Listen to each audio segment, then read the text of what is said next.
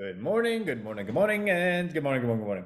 For those that were on our Rhino Wealth call, you can see I have not made it out of my place yet. Couple emails, phone call. It's been since what, Wednesday? Wednesday's a very long time. Wednesday is a long time. Now, a lot of people have my cell phone and stuff like that, so I've texted a couple of people. I've been on the phone with I think one or two. Frida, are you okay?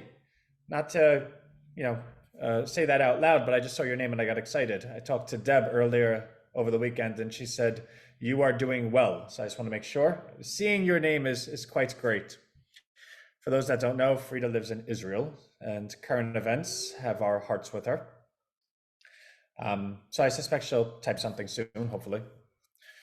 Unless she's just on auto respond, like no matter what, she always is on the Zoom, in which case I'm going to find out quite quickly that you've always been here by automation. Super cool. Oh, there's Frida. Okay, great. Hey, Deb. All right, so let's get right into it. So Rhino Bucks, we resume purchases starting tomorrow. We just needed this week to kind of clear out the system. Plus, well, clear out the system. What does that actually even mean, Anthony? It's like fancy speak for like nothing. We just had to catch up on a lot of stuff. Again, all of our resources have been going to this launch that we're going to have the 6th, that's Monday. Being the last week before it starts getting a little bit, this is where, as Elon Musk would say, this is production hell. In fact, in what was it, 2018? No, 2017, where he gave the annual report and he was on stage and he was in a dark place in his life. I'm not assimilating that. But what he said was, okay, we're going to have the Model S out. We have it in mind. We have all the parts. We have everything. And everyone was cheering because, like, yes, the Model S, that was for Tesla. For Tesla, they went through a lot, right? So Elon Musk, to get that first Roadster out was in 2008, and he almost claimed bankrupt. Well, he almost was bankrupt a couple of times because remember, that was also the same time that SpaceX had just launched its third rocket that blew up. The Falcon X, I think it's called, or maybe the Falcon 1, something like that. So SpaceX had rocket launch blow up. Okay, well, let's do it again. Second rocket launch blow up. All right, third rocket launch, okay, blow up. And at the same time, this is 2008, the whole world is falling apart. No banks are lending anywhere. And Tesla, he has still not got a Roadster out. He was actually using clients' deposits because everyone put a deposit down to reserve the car to fund the company. It was just a very, very difficult time in his life. And I forgot where I was going with that. Well, anyway, so then fast forward to 2017. So he got the car out, and the idea was to get the really, really beautiful model out. And that's how in his opinion, that's how you get a car company going. You have to, for those that are affluent, that have the ability to have a discretionary spend, you have to make the most beautiful, amazing car ever in the history of the world, because if it captures those people, they have the money to buy it, then everyone aspires to it, and then you create like a model underneath it, until you get a mass model and everyone could do it. That mass model, from his perspective, was, I want to be able to create an affordable car that's purely electric, and this is my contribution to the globe and renewable energy, was the Model S. The Model S finally was done. They got all the specs, they got the cost down, they got everything they needed. But to effectively run Tesla and still be cash flow positive, like not go bankrupt, they needed to have 5,000 Model S's out of the line, so out of the factory weekly, starting the end of January 2018. Now, at the point they hadn't done a Model S yet, and this was like 6 months later, and he just said to everyone, this is production hell. He goes, this is going to be hell. And he goes, when you're in hell, there's only one thing to do. You keep going. And everyone in the crowd was like, oh my God, this guy, like, we love him. He's doing all these amazing things. This is Elon. But when you're that person, you're never stopping, right? Like, you never stop and say, okay, I accomplished this. Now let's everyone celebrate it. And I'll stay relevant for a short period of time till someone takes the baton and does the next thing. You don't ever create anything great because you want profit. You don't ever create anything great because you want exposure. You don't ever create anything great because you want to be the cool guy. You create something great because you have this heroic, like, I need to save the world. This is my calling. This is what I need to do. Elon Musk has, you could think he's as cool as you want. He lives in misery nonstop. In fact, 2017 to 2018, there's an 18-month stretch where he will tell you himself, like, he was the most, you could not be more miserable than he was. And at the same time, he's the richest man in the world, right? Because, yeah, I created the Model S, but I need to get it out. And to get it out, I need to have this many cars per week because this is how the budgeting and everything worked. And at, I think, like a month or two after he gave that speech on stage, he was able to get to 1,200 cars, and all of his production managers, we could only do 1,200, we can only do 1,200, maybe we get to 18, fired. He would leave his house and actually moved into the factory at Fremont and Nevada, Nevada first, then Fremont, and slept on the factory floor. In fact, he would have lights. Well, first he took all the engineers and moved their offices to the factory. Their office, they didn't have their desk was in front of that portion of the assembly line, so that they can see when the factory men would yell and curse and something, they would then run over and say, what can I do better? Then he put lights everywhere, red and green. And those lights were dictated by the speed and the performance of the output of the assembly line per tranche of it. And if that light was red, he called it going to the red. He would be like a heat-seeking missile, like a shark. He was going to that red. Why is it? And now I can't speak the way Elon speaks because it would be it wouldn't be kid-friendly. It wouldn't be family-friendly. Probably one of the most foul-mouthed people you could ever think of. Think about Gordon Ramsay, but in a factory. But at the same time, he's a complete child.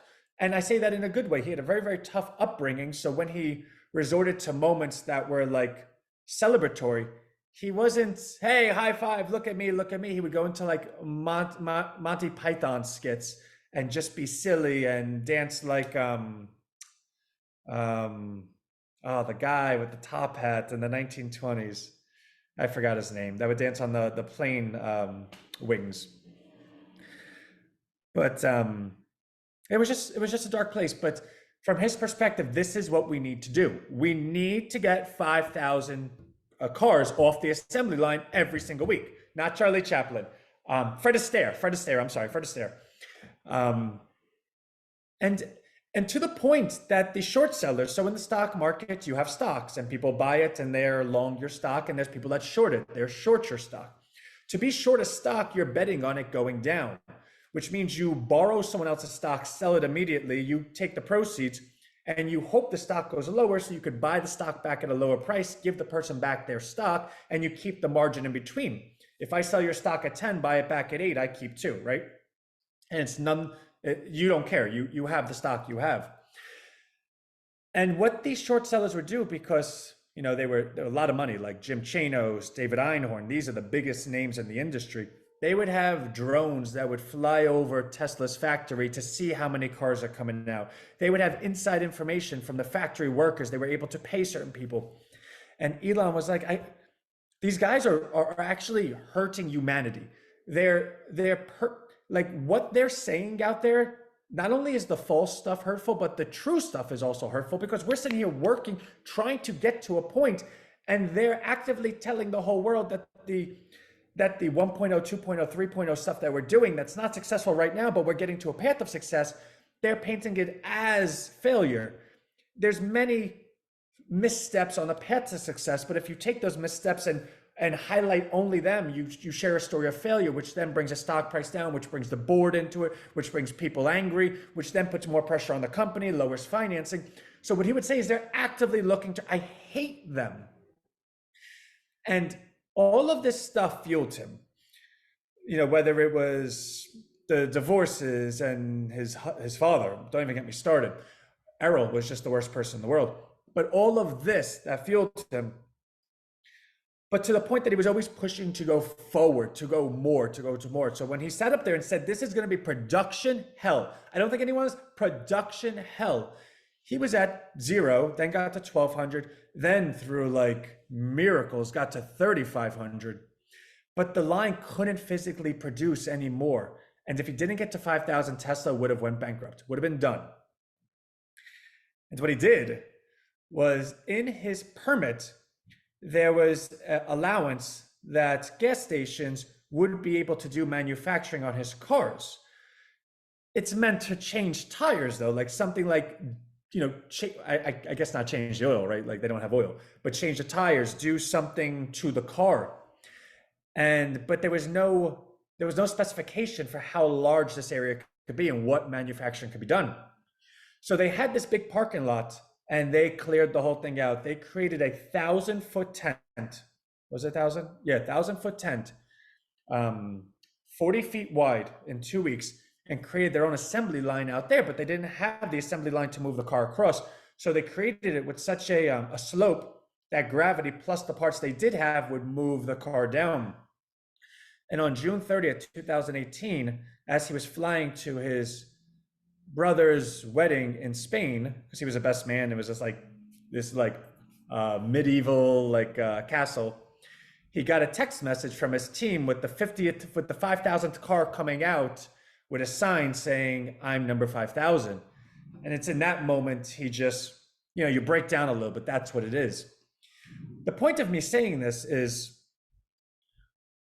there is nothing wrong with putting out such expectations that seem completely unattainable. He did not have a single car when this happened, a single Model S. In two factories, each were having one line that was then a month later doing 1,200, then 1,800, then 3,500 by the miracles of the globe, but then get to 5,000. There was no fault in putting that out when you know that, yes, I don't know what I don't know. He did not have the idea to put an assembly line out in the back until he had the idea to put the assembly line out in the back. As long as you know that no matter what, you're going to get there. That there is no telling there is no way you can be stopped. Zero. Pause. Zero. Unless you shoot me in the head, and even then you better do it like 3 or 4 times, there's no way we're not hitting what we're doing. So I say that because we have a week to go live and there's a lot. So I'm getting with my team today, getting with them all week. There's a lot. So when I say over the last week we haven't purchased any Rhino bucks, there's a lot going on. It just is. And life has you juggling a lot of stuff. With Elon, it was, I have SpaceX, I have Tesla, I have the boring company, I have Neuralink, I have weddings, I have a lot of stuff too. And that's not, all right, well, Ant, feel so bad for you. That's not it at all. Like, the things I hate most in life is having to sleep, having to use the bathroom, and having to eat. I wish I didn't have to do any of them, because every single time it takes me away from what I need to do. And the fourth on that list is having to defend myself in family court. Now, granted, I'm doing quite well, and I'm not going to give the details of it, but if God came down and said, Ant, who would you rather be? I'd pick me 100 out of 100 times right now, although the endurance of it is debilitating. But taking that energy is funneled into what we're doing here. So I would never, what's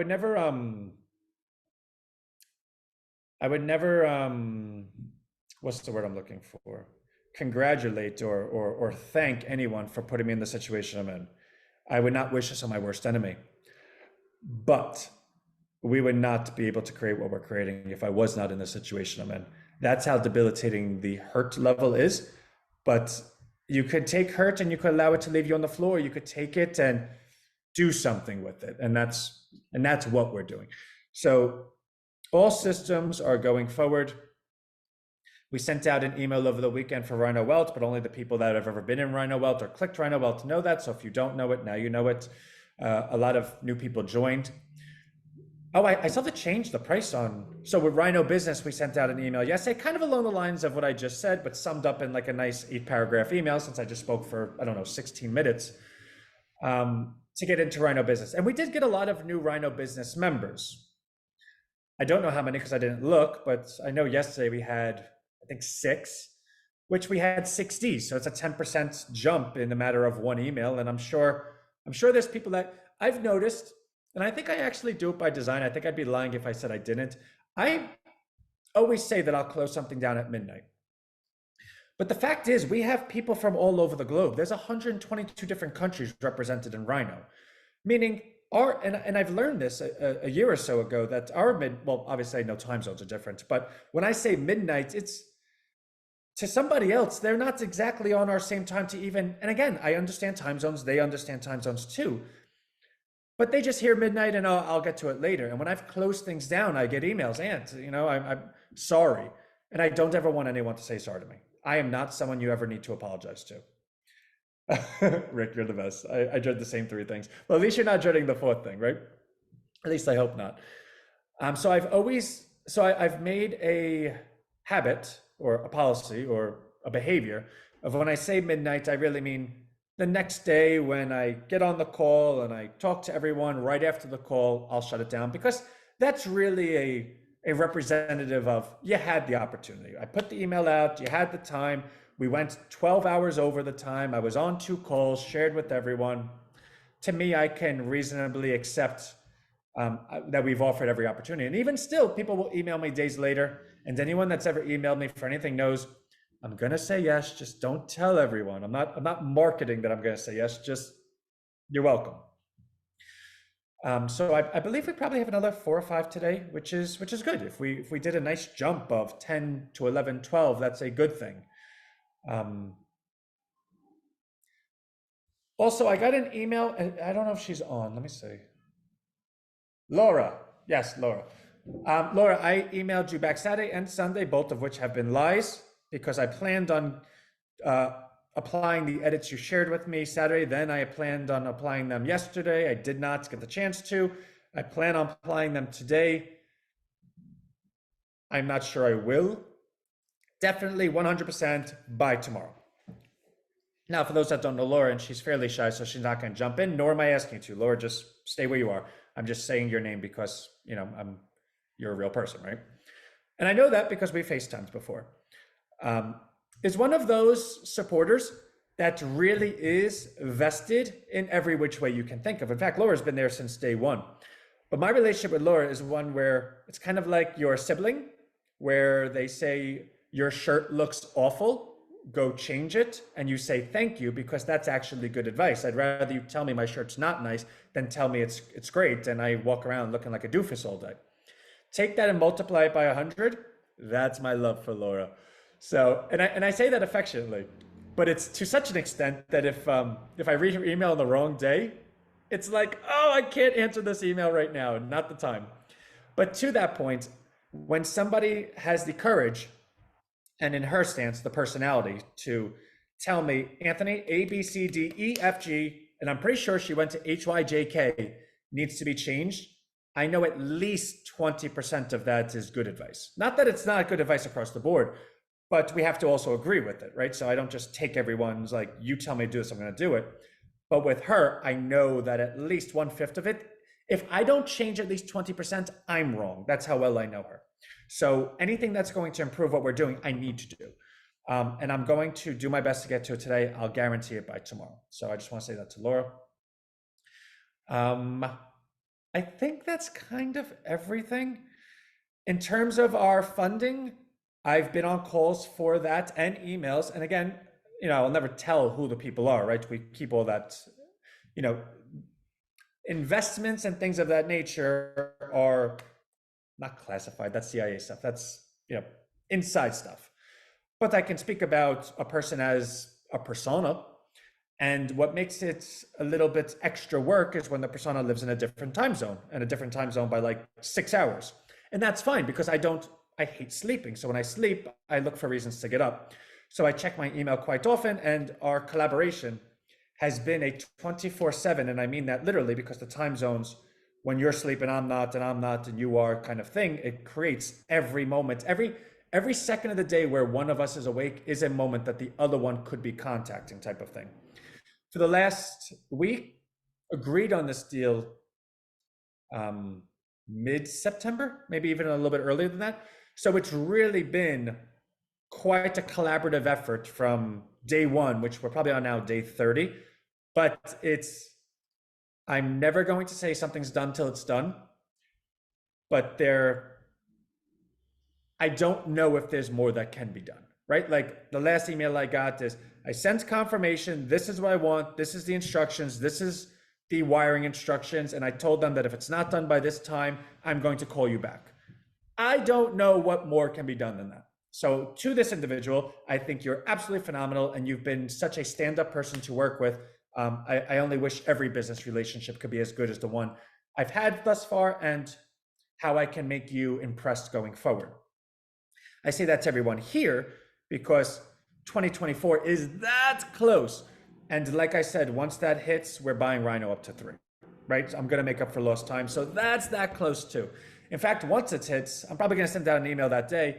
Hey guys, by the way, I'm buying Rhino to 3 tomorrow.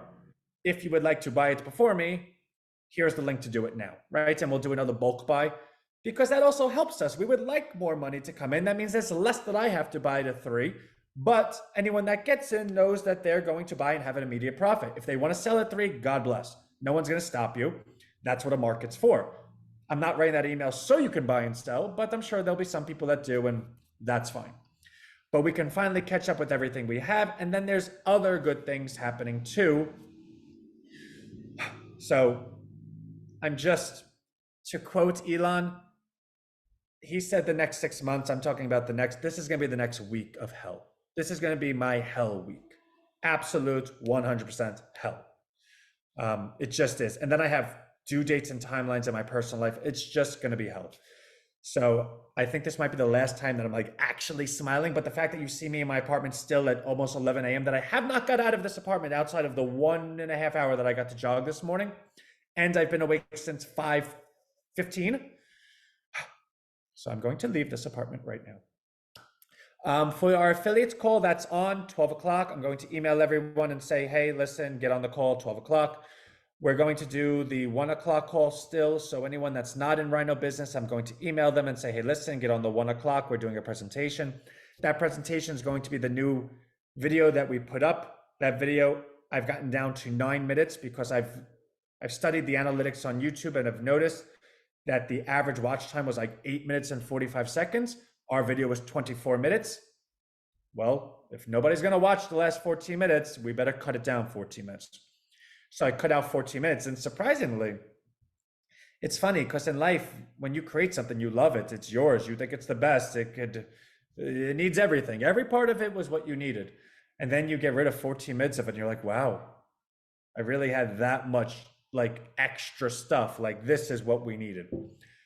So we're going to present that, and then I'll, yell at a couple of people, see what we could do, and we'll go from there. I mean, maybe I'll have to reopen maybe I'll leave the $30 because these people are going to want the $30 because they would have just gotten the email from yesterday, and this a total human behavior that if you could have just bought 30 at 30 yesterday, you're not, no matter how much you want, going to buy it 50. You're just not going to do it. You will not do it. So maybe I could use that in the presentation, say, hey, listen, I was going to close it, which I was. You can rewind 2 minutes. But this realization just made me realize I'm going to have to keep it. Always watch it. Well, Rick, two things, Rick. One, you're the best. Secondly, knowing that you watched all 24 minutes means the real average watch time is now closer to 8 minutes and 15 seconds, which means I'm 15 seconds over. Sorry, the little things that crack me up. Like that's how my mind works. Like Rick's telling me something super nice, and I'm like, okay, if I subtract his 24-minute watch time and take the amount watched divided by the amount of people that did watch, now the average watch time is not 8 minutes and 34 seconds. It's now 8 minutes and 45 seconds. Now it's 8 minutes and 17 seconds. Like, so thank you for the nice comment. I do. Plus, I do have to get back to emails. I think I'm caught up to Saturday. I think I'm caught up to Saturday evening. So I have to catch up on all of yesterday's emails as well. But hopefully everyone enjoyed their Sunday and didn't write too many emails. That would be good. What's left? Today's Columbus Day. I know that's not a holiday that everyone celebrates. It used to be, and now there's different interpretations of it. For those that celebrate it, happy Columbus Day. And for those, well, actually, it's a global thing, but especially for those that live in Israel, our hearts are with you. There is a member of our team that lives in Israel, and they are on this call, and they are doing well. So, and I did confirm that over the weekend. These things are not lost on me, and Rhino isn't. When I'm on a call, I care. I did confirm it last night.